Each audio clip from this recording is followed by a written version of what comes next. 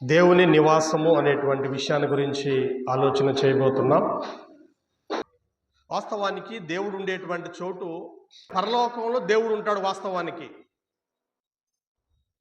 అలాంటి లోకం ఉండేటువంటి దేవుడు అక్కడ వాతావరణం ఎలా ఉంటుంది? పరలోకం అంటే పూర్తిగా పరిశుద్ధత, నీతి, న్యాయము, స్వచ్ఛత. ప్రకటన గ్రంథంలో రాయబడిన మాట ఏంటంటే అక్కడ తలుపులు వేయరంట, రాత్రి ఉండదు, తలుపులు కూడా వేసుకోవాల్సిన అవసరం లేదు అంటాడు. ఎప్పుడు వెలిగే ఉంటుంది. ఆ లోకాన్ని వర్ణించాలంటే మనకి కుదరని పని. అది మనం చూసినప్పుడు మాత్రమే దాని గురించి తెలుసుకుంటాం తప్ప ఇప్పుడు ఎంత చెప్పినా కూడా తక్కువే. అలాంటి లోకంలో దేవుడు ఉంటాడు. పరలోకం ఉండేటువంటి దేవుడు ఆయనకున్నటువంటి ఒక ఇష్టం ఏంటంటే మనుషులతో కూడా ఉండాలి అనేటువంటి ఆలోచన దేవునికి ఉంది. మొదటి నుంచి కూడా మనుషులతో గడపాలి, మనుషులతో సంచరించాలి, మనుషులతో మాట్లాడినటువంటి ఆ స్వభావము దేవునికి మొదటి నుంచి ఉందండి. మొదటి నుంచి ఉంది. ఆదికాండము 3వ అధ్యాయంలో, ఆదికాండం 3వ అధ్యాయము 8వ వచనం మనం గమనిస్తే, చల్లపూటను ఆదామును అతని భార్యయు తోటలో సంచరించుచున్న దేవుడైన యెహోవా స్వరము విని, దేవుడైన యెహోవా ఎదుటికి రాకుండా. అంటే చూడండి, దీని అర్థం ఏంటంటే ఇట్నే చల్లగా ఉంది ఆ రోజు వాతావరణం. ఆదాము హవ్వలు ఆ తోటలో ఉన్నారంట. వాళ్ళ పని ఏంటంటే ఆ తోటను సేద్యపరుచుకుంటూ కాపలా కాసుకుంటూ ఉండటం. ఇద్దరు భార్య భర్తలు, పిల్లలు కూడా లేరు. ఇలాగనే చల్లపూట వాళ్ళు తోటలో ఉన్నప్పుడు దేవుడు ఆ తోటలో సంచరిస్తున్నాడంట. దేవుడు మాట్లాడుతున్నాడంట. ఆయన స్వరం విన్నారు, ఆయన చప్పుడు వాళ్ళు విన్నారు. అంటే దేవుని యొక్క ఉద్దేశం ఏంటంటే మొదటి నుంచి కూడా ఆయన మానవులతో మాట్లాడాలి, మానవుల్లో తిరగాలి అనేటువంటి ఆలోచన ఆయనకు ఉంటుంది. 9వ వచనంలో దేవుడని యెహోవా ఆదామును పిలిచి, నీవెక్కడున్నావు నేను. చూడండి, ఆదామా ఎక్కడున్నావు అంటే దేవుని ఉద్దేశం ఏంటంటే మనుషులతో గడపాలనేటువంటిది దేవుని యొక్క ఉద్దేశం. మనుషుల్లో సంచరించాలి అనేటువంటిది దేవుని యొక్క ఉద్దేశం. అలా మనుషులతో మాట్లాడేటువంటి దేవుడు మొదటి నుంచి కూడా పితరుల కాలంలో కుటుంబ పెద్దలతోనూ అప్పుడప్పుడు స్త్రీలతో కూడా దేవుడు మాట్లాడుతూ వచ్చాడు. దూతల ద్వారా ఆయన మాట్లాడుతూ వచ్చాడు. ఒక మాట మీరు గమనించాలి, దేవుడు మనుషులతో ఉండాలి అనేటువంటి ఆలోచన, మనుషులతో ముచ్చటించాలి అనేటువంటి ఆలోచన దేవునికి మొదటి నుంచి ఉంది. అంటే ఆయన నానా విధాలుగా హెబ్రీ పత్రిక 1వ అధ్యాయం 1వ వచనంలో అక్కడ రాయబడిన మాట ఏంటంటే, కాలమందు నానా సమయంలోనూ నానా విధములుగాను ప్రవక్తల ద్వారా మన పితరులతో మాట్లాడిన దేవుడు. చాలండి. చూడండి, పూర్వకాలంలో మొదటి నుంచి కూడా ఆయన ఏంటంటే నానా సమయాల్లో నానా విధాలుగా ప్రవక్తల ద్వారా పితరులతో మాట్లాడుతూ వచ్చేవాడు. ఒక్కోసారి దూతల ద్వారా మాట్లాడేవాడు, ఒక్కోసారి ప్రవక్తలు చెప్తే ప్రవక్తలు వచ్చి మనుషులకు బోధించేవాళ్ళు. నానా రకాలుగా ఆయన మాట్లాడుతూ వచ్చాడు. అయితే దేవునికి ఉన్నటువంటి ఆలోచన ఏంటంటే మనుషులతో కూడా ఉండాలి, మనుషులతో నివాసం చేయాలి అనేటువంటిది దేవుని యొక్క ఆలోచన. దీనిని ఆయన ఏం చేశాడంటే ధర్మశాస్త్ర కాలములో, పితరుల కాలంలో కాకుండా ధర్మశాస్త్ర కాలములో ఆయన ఏకంగా తన యొక్క అభిప్రాయాన్ని, తనకున్నటువంటి ఇష్టాన్ని ఇశ్రాయేలు ప్రజలతో తెలియజేశాడు. నిర్గమాకాండము 25వ అధ్యాయము 8వ వచనం, నేను వారిలో నివసించినట్లు వారు నాకు పరిశుద్ధ స్థలమును నిర్మించవలెను. చాలు, దేవుడు మాట్లాడుతున్నాడు. నేను వారిలో నివసించినట్లు వారు నాకు పరిశుద్ధ స్థలమును నిర్మించారు. అంటే దేవునికి ఉన్నటువంటి ఇష్టాన్ని తెలియజేశాడు. రెండవది ఏంటంటే ఉండేది ఆయనే, కానీ కట్టేది ఎవరు? ఇశ్రాయేలీయులు కట్టాలి. దేవుడు నేను వారిలో నివసించినట్లు వారు నాకు పరిశుద్ధ స్థలమును నిర్మించాలి అంటాడు. అంటే నిర్మించవలసిన బాధ్యత ఇశ్రాయేలీయులది. ఉండేవాడు దేవుడు, ఓకే. ఇప్పుడు ఇల్లు కట్టమన్నాడు కదా అని చెప్పి, సరే నీకు నచ్చినట్లుగా కట్టబ్బాయి, నీ స్థాయిని బట్టి కట్టు, నీకున్నటువంటి జ్ఞానాన్ని బట్టి కట్టు అని దేవుడు చెప్పట్లా. ఆ 9వ వచనం మనం చూస్తే నిర్గమ 25:9, నేను నీకు కనబర్చు విధముగా మందిరము యొక్క ఆ రూపమును దాని ఉపకరణన్నిటి రూపమును నిర్మించవలెను. చూడండి, నిర్మించమన్నవాడు దేవుడే వాస్తవమే, కానీ ఎలా నిర్మించాలో ఆయన చూపిస్తాడంట. కట్టమన్నాడు కదా అని చెప్పి మనకివ్వట్ల ఛాయిస్, దేవుడే తీసుకుంటున్నాడు. నేను నీకు ఒక బ్లూ ప్రింట్ ఒకటి ఇస్తాను, దాని ప్రకారం నువ్వు కట్టాలి. మందిరం కానివ్వండి, లోపల ఉన్నటువంటి వస్తువులు కూడా, ప్రతి వస్తువు కూడా నేను డిజైన్ చేసినట్లుగా ఉండాలి. ఎందుకు అన్నాడు ఆ మాట? ఒకసారి మనం గమనించండి. దేవుడే మనుషులతో ఉండాలి అని అంటే నీ ఛాయిస్ ఎందుకు పనికి వస్తుంది? అక్కడ నీ ఆలోచన ఎందుకు పనికి వస్తుంది? దేవుడే పైనుంచి ఒక డిజైన్, ఏ వస్తువులు ఉండాలి, ఎలా ఉండాలి, ఆ రూపం ఎలా ఉండాలి, మొత్తం కూడా దేవుడే డిసైడ్ చేస్తాడు. కాబట్టి దీంట్లో ఆశ్చర్యం ఏం లేదు, ఆశ్చర్యపడాల్సిన పని ఏం లేదు. 10వ వచనం, నిర్గమాకాండము 25వ అధ్యాయం 10వ వచనంలో, వారు తుమ్మకర్రతో ఒక మందసమును చేయవలెను, దాని పొడుగు 2 మూరలున్నర, దాని వెడల్పు 3.5, దాని ఎత్తు 3.5. చాలండి. మందసం, ఉదాహరణకి మందసం అంటే ఒక చెక్క పెట్టెలాగా ఉంటుంది. ఇప్పుడు మనం చూడలేదు కానీ గతంలో ప్రతి ఇంట్లో చెక్క పెట్టెలు ఉండేవి. ఇప్పుడు ప్లాస్టిక్, ఇనప అలా వచ్చినాయి అనుకోండి. ఒకప్పుడు చెక్క పెట్టెలు ఉండే ఇళ్లలో. మందసం అంటే ఒక పెట్టెలాగా ఉంటుంది.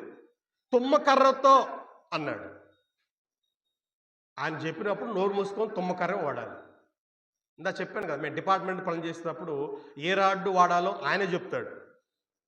ఒకసారి ఆయన చెప్పిన రాడ్లు కాకుండా కట్టించేటువంటి బిల్డరు రేటు తక్కువ అని చెప్పి వేరే రాడ్లు తీసుకొచ్చి మా చేత పని చేయించాడు.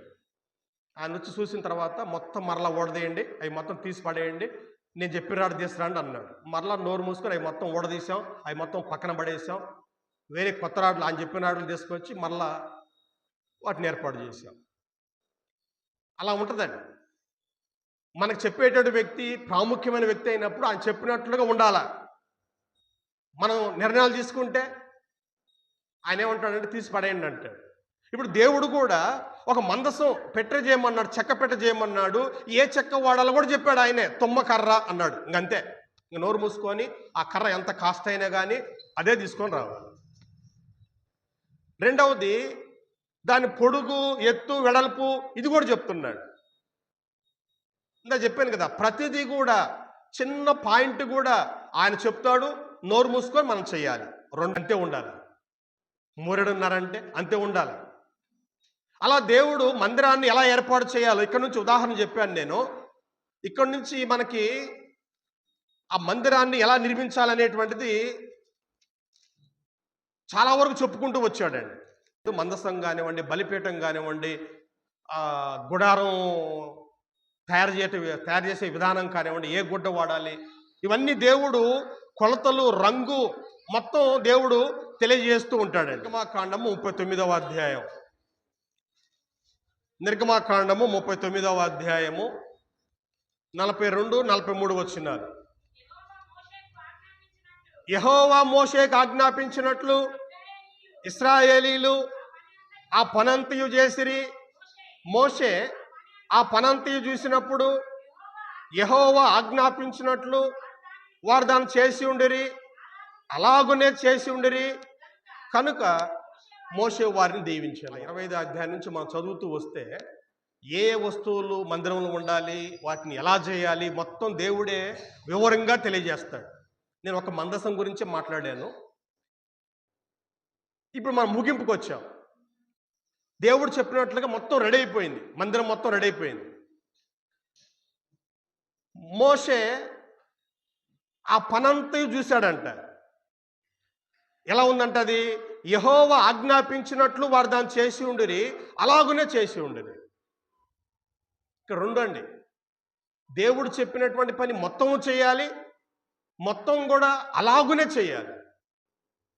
ఎక్కడ కూడా నీ సొంత ఆలోచనలు ఉండకూడదు. అప్పుడు మోషే వారిని దీవించాడంట. అంటే మోషే దీవిస్తే అయిపోద్దా?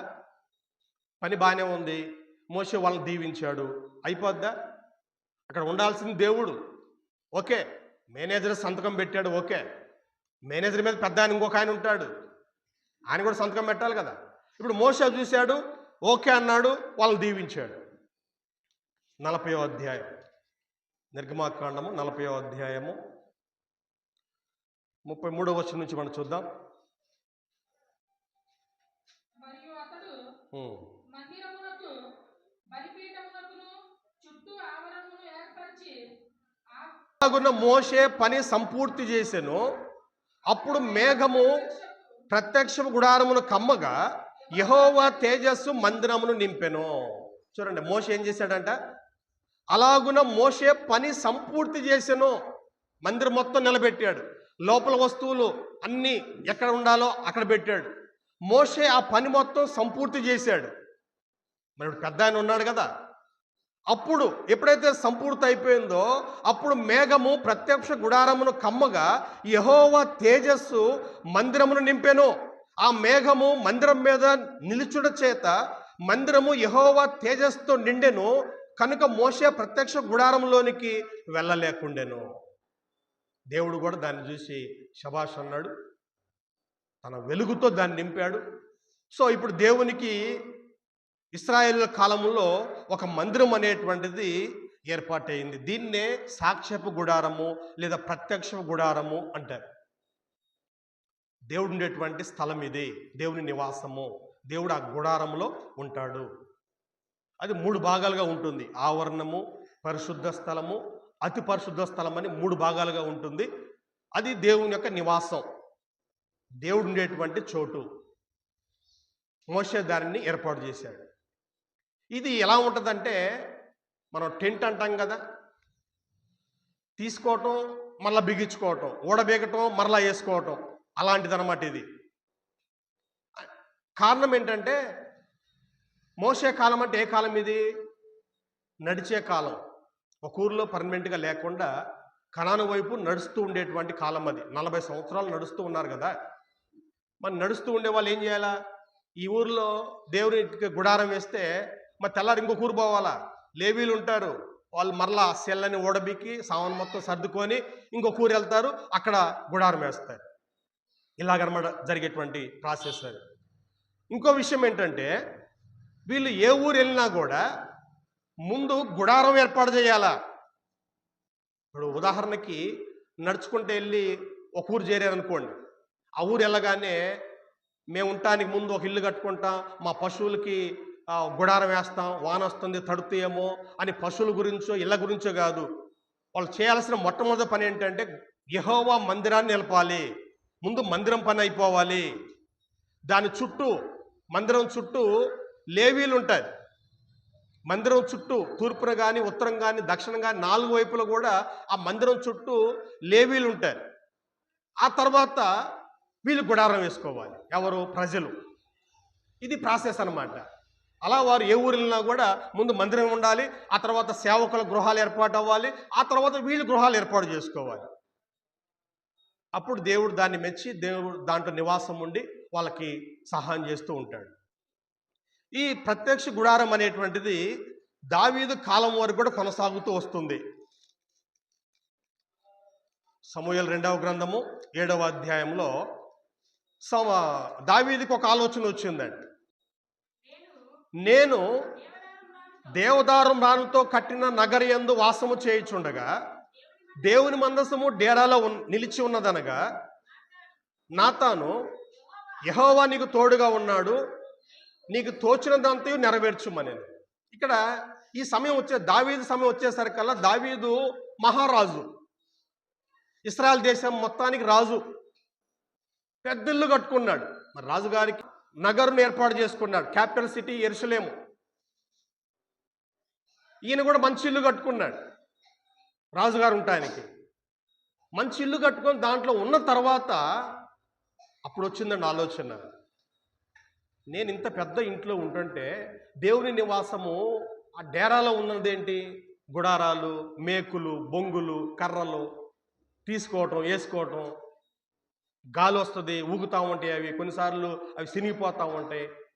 ఈయనేమో పర్మనెంట్గా ఇల్లు కట్టుకున్నాడు. దావీదుకు నచ్చల. నేనా గొప్పోడిని, దేవుడే గొప్పోడు. దేవుని నివాసం ఏమో డేరాలో ఉంది, నేనేమో పెద్ద ఇంట్లో ఉన్నాను. మంచి మంచి కలప చేసుకొని మంచి ఇల్లు కట్టుకున్నాడు ఆయన, రాజుగారు కదా. అంటే దేవునికి పెద్ద మందిరం కూడా కడతాను, బంగారంతో గోడలతోటి పెద్ద మందిరం కూడా కడతానని ముందుకు వచ్చాడు ఆయన. కానీ దేవుడు అన్నాడు, ఆ కిందకు వస్తే 7వ అధ్యాయంలోనే కొంచెం కిందకు వద్దామండి. 7వ, ఇశ్రాయేలుతో కూడా నేను సంచరించిన కాలమంతయు నా జనులను పోషించుడని నేను ఆజ్ఞాపించిన ఇశ్రాయేల్ గోత్రములతో ఎవరితోనైనను దేవదారు మయమైన మందిరం ఒకటి మీరు నాకు కట్టింపకపోతే అన్నీ అనడైనా అని ఉంటినా. చూడండి, ఎప్పుడైనా అడిగాను నేనేమో ఈ గుడారంలో ఉంటున్నాను, మీరేం మంచి మంచి ఇల్లు కట్టుకుంటున్నారు అని ఎప్పుడన్నా నేను అడిగానా? నేను అక్కడ ఉద్దేశం ఏంటంటే, వాస్తవానికి ఇందా చెప్పాను కదా, పరలోకమందున్నటువంటి దేవుడు మనతో ఉండాలంటే ఆ నివాసము పగడ్బందీగా ఉండాలి. దేవుడు ఎందుకని గుడారాన్ని మాత్రమే కోరుకున్నాడు? పెద్ద బిల్డింగ్ కట్టమనొచ్చు కదా. ఆ కాలంలో పెద్ద పెద్ద బిల్డింగ్లు ఉన్నాయి, అప్పటికే ఉన్నాయి బిల్డింగ్లు, పెద్ద పెద్ద బిల్డింగ్లు ఉన్నాయి. తెలుసుగా మనకి. అసలు ఆదికాండం 11వ అధ్యాయంలోనే వాళ్ళు ఇటుకల్ని కనిపెట్టి ఆకాశము అంత పెద్ద అపార్ట్మెంట్ లేపాలని చూశారు వాళ్ళు. వరదలు వస్తాయి, మళ్ళీ వరదలు వస్తాయేమో, మునిగిపోతామో అని చెప్పి పెద్ద పెద్ద అంతస్తులు వేసుకుందాం అనుకున్నారు. ఆ తర్వాత ఒక పెద్ద గోపురం ఒకటి కడదాం, అది ఆకాశాన్ని అంటే విధంగా ఉండాలా. దుబాయ్లో ఉంటాయంట 350 అంతస్తులు ఉంటాయంట కదా, దానికంటే ఎక్కువ కట్టాలని చూశారు వాళ్ళు అప్పట్లోనే. ఆ టెక్నాలజీ వాళ్ళకు ఉంది అప్పట్లోనే. కానీ దేవుడు తారుమారు చేశాడు. కానీ వాస్తవానికి లేకపోతే వాళ్ళు పెద్ద గోపురం కట్టేవాళ్ళు. వాళ్ళు అంత టెక్నాలజీ ఉన్నా కూడా దేవుడు ఎందుకు గుడారాన్ని మాత్రం కోరుకున్నాడు? ఏంటి దాంట్లో ఉన్న లాజిక్ ఏంటి? సింపుల్ అండి. దేవుడు భూమి మీద పర్మనెంట్గా ఉండటానికి నివాసం ఏర్పాటు చేసుకోవట్లే. వాస్తవానికి పర్మనెంట్గా ఆయనకి ఇక్కడ నివాసం కట్టాలంటే మనంలో కూడా కాదు. సొలొమోను అదే అంటాడు, ఆకాశం మహాకాశం నేను పట్టజాలవు, నేను కట్టించి మందిరం ఏపాడిది అంటాడు. అవును, వాస్తవం అది. దేవుణ్ణి ఆకాశం మహాకాశంలో పట్టజాలం. కాబట్టి వాస్తవం ఏంటంటే తాత్కాలికంగా ఉండటానికి దేవుడు ఆ గుడారాన్ని కోరుకున్నాడు తప్ప పర్మనెంట్గా ఉండాలి అని అనుకుంటే మనం ఎవరం కూడా ఆ మందిరాన్ని కట్టలేం కూడా. మన వల్ల అయ్యే పని కూడా కాదు. ఎందుకంటే కట్టాల్సింది మనం కదా. అందుకన్నాడు దేవుడు 7వ అధ్యాయం 7వ వచనంలో, నేను ఎప్పుడైనా ఎవరితో అడిగానా? మీరే మంచి మంచి ఇళ్లలో ఉంటున్నారు, నాకేమో గుడారం ఉందని నేను ఎప్పుడైనా అడిగానా? వద్దు, నువ్వు కట్టడానికి వెళ్ళలేదు, నీ తర్వాత నీ కొడుకు వస్తాడులే అని చెప్పాడు. అయినా కానీ దావీదు ఊరుకోలేదు. బంగారము, వెండి, మొదటి అన్ని సమకూర్చాడు. మొదటి దినవృత్తాంతం 29వ అధ్యాయంలో మనం మొదటి నుంచి చూస్తే దావీదు బంగారం కానీ, రాళ్ళు కానీ, రత్నాలు కానీ, మనుషుల్ని కానీ, పెద్ద పెద్ద దూలాలు ఇవన్నీ కూడా సమకూర్చాడు. కట్టలేదు కానీ ముడి సరుకు మొత్తం రెడీగా పెట్టాడు. తర్వాత వాళ్ళ కొడుకు వచ్చి మంచి మందిరాన్ని ఏర్పాటు చేశాడు. దేవుడు దాంట్లో నివాసం ఉన్నాడు. వాస్తవమేనండి. అయితే ఏం జరిగింది?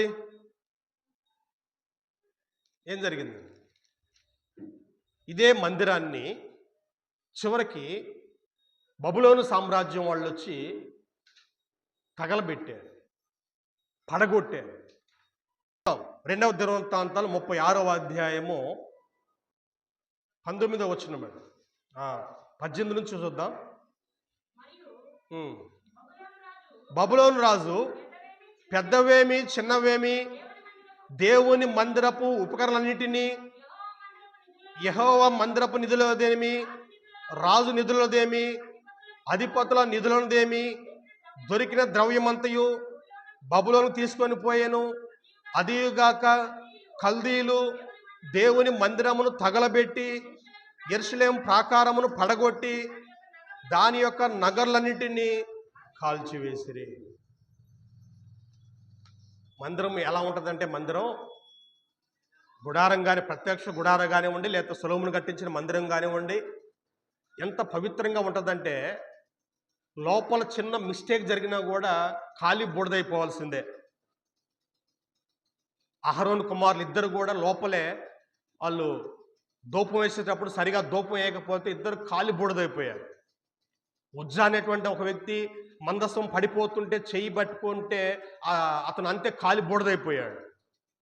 అంటే అంత పవిత్రంగా ఉంటుంది మందిరం అనేటువంటిది. ఇంకో విషయం తెలుసా, ప్రధాన యాజకుడు అంట సంవత్సరానికి ఒక్కసారి అతి పరిశుద్ధ స్థలంకి వెళ్తాడంట. సంవత్సరానికి ఒక్కసారి అతను ఒక్కడే వెళ్ళాలి లోపలికి, అది సంవత్సరానికి ఒక్కసారే.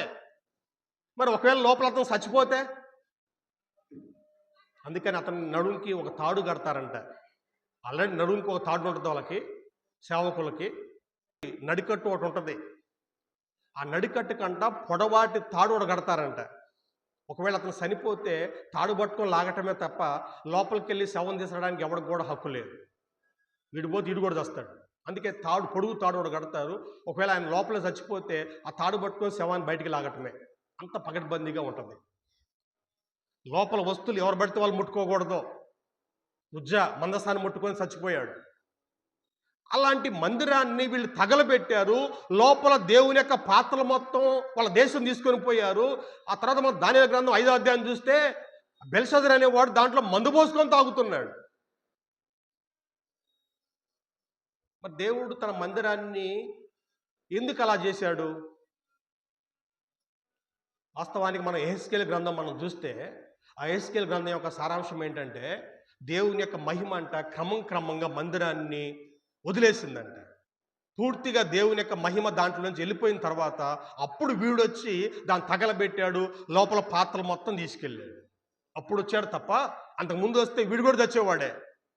దేవుని యొక్క మహిమ వెళ్ళిన తర్వాత, దేవుడు తన మందిరాన్ని వదిలేసిన తర్వాత బబులోనీలు వచ్చి దాన్ని కాల్చేశారు, పడగొట్టారు. లోపల వస్తువులు, దేవుని పాత్రలు తీసుకొని వాళ్ళ దేశం తీసుకొని పోయి ఇష్టం వచ్చినట్లుగా వాళ్ళు వాడుతున్నారు.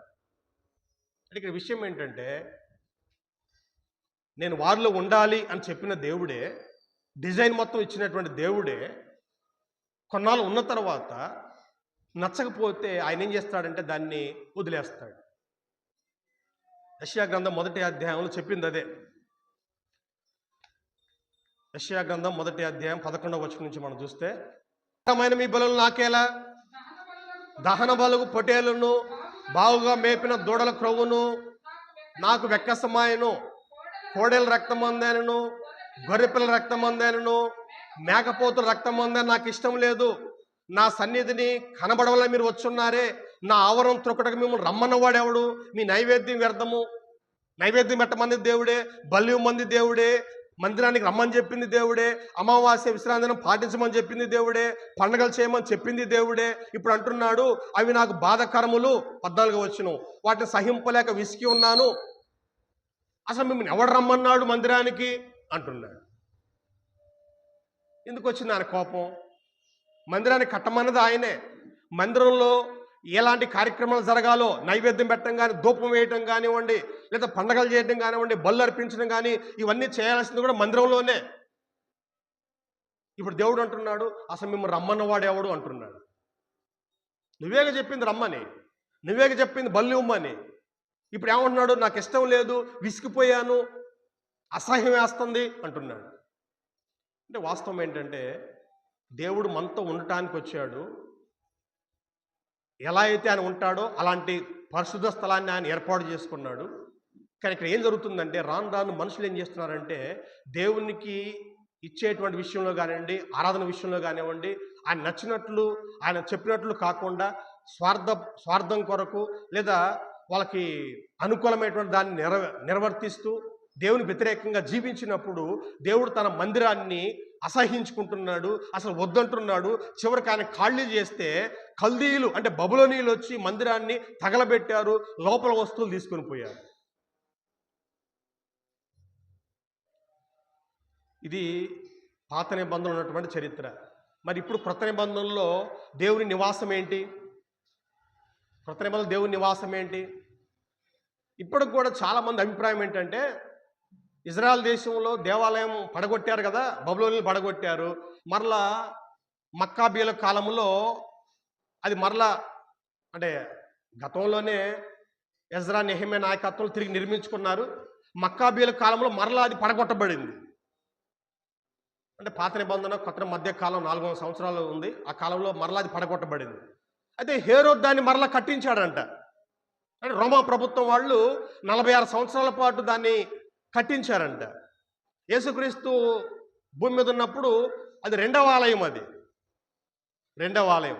అంటే వాస్తవం 2 అంటారు కానీ నేను 3 అంటాను. ఎందుకంటే సొలొమోను కట్టించినటువంటి మందిరము పడిపోయింది కదా, బబులోను దాన్ని కూలగొట్టారుగా.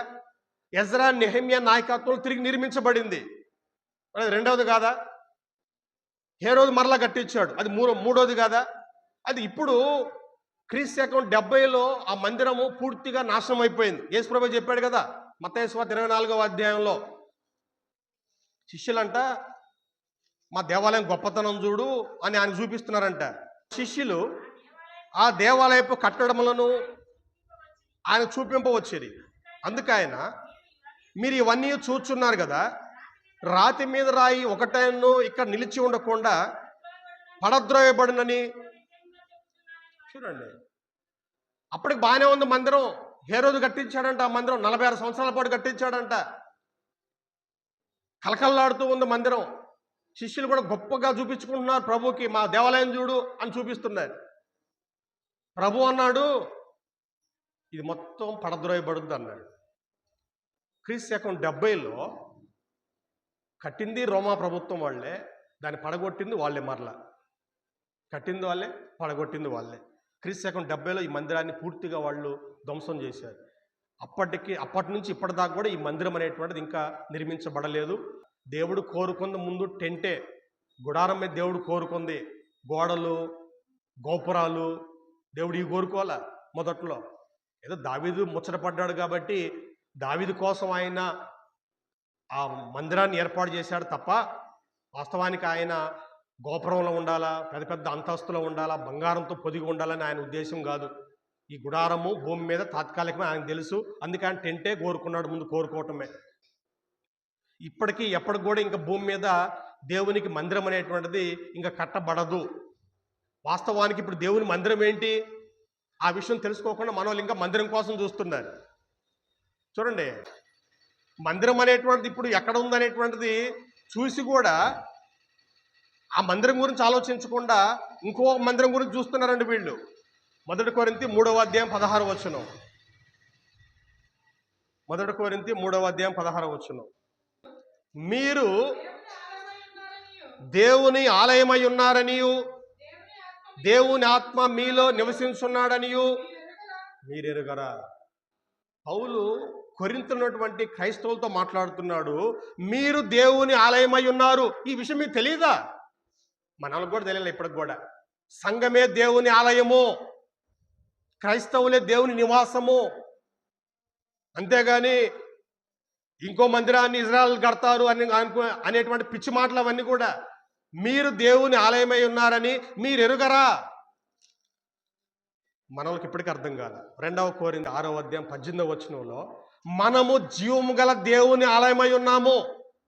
చూడండి, మనము జీవము గల దేవుని ఆలయమై ఉన్నాం. కింద చూడండి, నేను వారిలో నివసించి సంచరింతును, నేను వారి దేవుడినై ఉందును, వారు నా ప్రజలై ఉందును. దేవుడే చెప్తున్నాడు నేను వారిలో నివసిస్తాను. ఎలా? సంఘము ద్వారా దేవుడు ఈరోజు మనలో నివాసం ఉంటున్నాడు. అంటే ఇప్పుడు ఏ ఊర్లో అయితే బాప్తీసం పొందినటువంటి వాళ్ళు ఉంటారో అక్కడ దేవునికి నివాసం ఉన్నట్లు, సంఘం ఉంటే దేవునికి నివాసం ఉన్నట్లు. ఇదే విషయాన్ని పదే పదే దేవునికి వాక్యం తెలియజేస్తూ ఉంటే ఈ మాటలు నమ్మకుండా పిచ్చి మాటలు నమ్ముతూ ఉంటారు. తిమోతి రాసిన మొదటి పత్రిక 3వ అధ్యాయం 15వ వచనం. తిమోతి రాసిన మొదటి పత్రిక 3వ అధ్యాయం 15వ వచనం.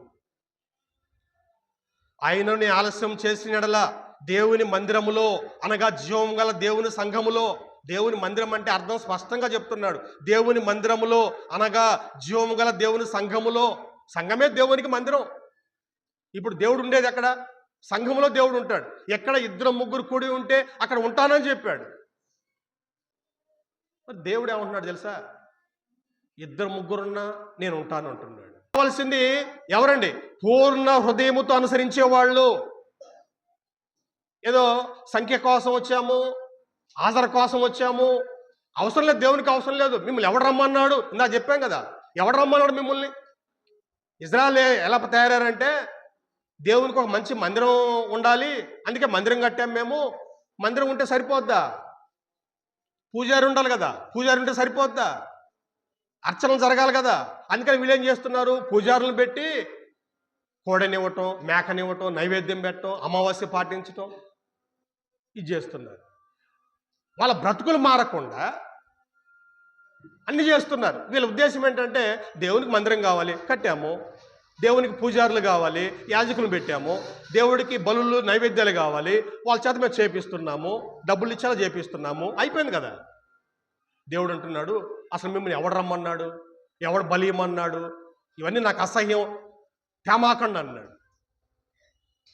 కాబట్టి ఇశ్రాయేల్ని అంతమందిని దేవుడు తప్పించినప్పటికీ చివరికి ఇద్దరు మాత్రమే కానానుకు నడిపించాడు. కారణం ఏంటంటే ఇద్దరు ముగ్గురున్నా ఆయన ఉంటాడు. అంటే ఆయన కావాల్సింది పూర్ణ హృదయముతో ఆయన అనుసరించేవాళ్ళు.